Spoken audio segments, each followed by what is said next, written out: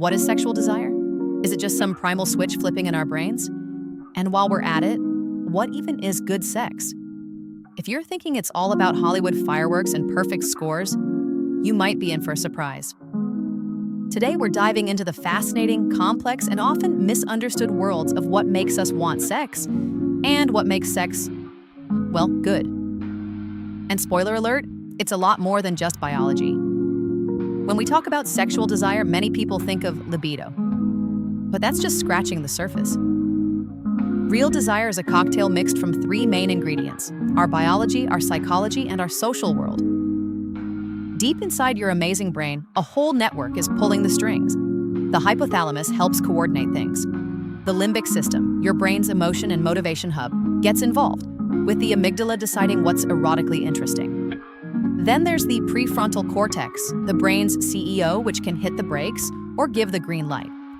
And the nucleus accumbens, part of your reward system, shouts, "Yes, more of that," when something feels good.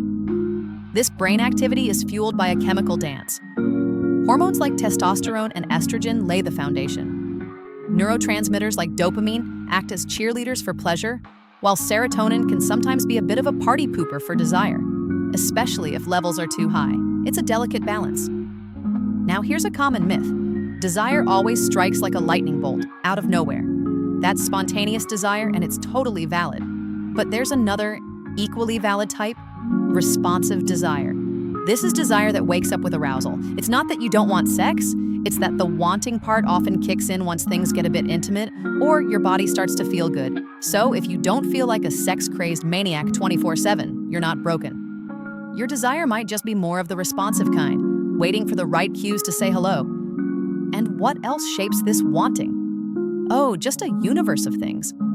How securely you connect with others, your attachment style, plays a role. Not getting enough sleep? That can definitely dim your desire. The cultural rules you grew up with about sex? Big impact.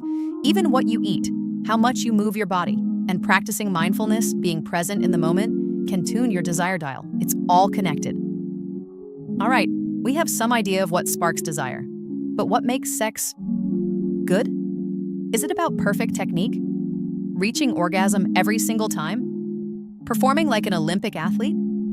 Let's meet the brilliant sex educator Emily Nagoski. She offers a game-changing idea, the dual control model. Think of your brain's sexual response system like a car. It has an accelerator. These are all the things that turn you on. And it has brakes. These are all the things that turn you off. Here's the kicker. When people struggle with arousal or desire, it's often not because their accelerator isn't getting enough gas. It's because their brakes are slammed on. Stress, anxiety, worrying about how you look, feeling unsafe, or just not being in the right headspace, these are powerful brakes. Nagoski also highlights arousal non-concordance. This means your body might show physical signs of arousal, like lubrication or an erection, but your brain, your actual desire, might be saying, "Nope, not interested." Physical signs do not equal a green light or consent. And context? It's everything. Nagoski says sex is like tickling. If you're relaxed, trusting, and in a good mood, a tickle from someone you like can be fun and even erotic. But if you're stressed, angry, or trying to defuse a bomb, that same tickle is just plain annoying. So what's the goal then? Nagoski's liberating answer? Pleasure is the measure. Not orgasm, not some arbitrary checklist. Did it feel good? Were you connected?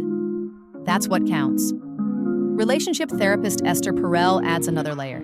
She says eroticism isn't just about the act of sex. It's a vibe, an art, a practice. It's about curiosity, playfulness, and connection that extends beyond the bedroom. It's about keeping that spark of novelty and anticipation alive, even in long-term relationships. Because, as she wisely notes, spontaneity and desire is often a myth. It needs to be cultivated. Perel also talks about creating an erotic space, consciously shifting from our everyday roles as parents, workers, or worriers to allow our erotic selves to emerge. So, if good sex isn't just about mechanics, what are the absolute unskippable ingredients? Think of it like baking an amazing cake. You need the right stuff. First and foremost, enthusiastic consent. This is the bedrock. And it's not just the absence of a no, it's the clear, ongoing, excited presence of a yes from everyone involved, for every activity, every time. It's about wanting to be there, fully and willingly. Next up, communication. Talking about what you like, what you don't like, your boundaries, your fantasies. Your partner isn't a mind reader, and neither are you. Open, honest, respectful conversation is key. Then, emotional connection and intimacy.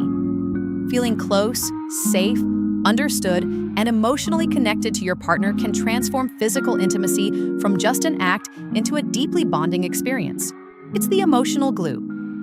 And flowing from that, mutual respect and emotional safety. This means valuing each other, honoring boundaries, and creating a space where you both feel secure enough to be vulnerable, to be yourselves without fear of judgment or pressure. Finally, authenticity.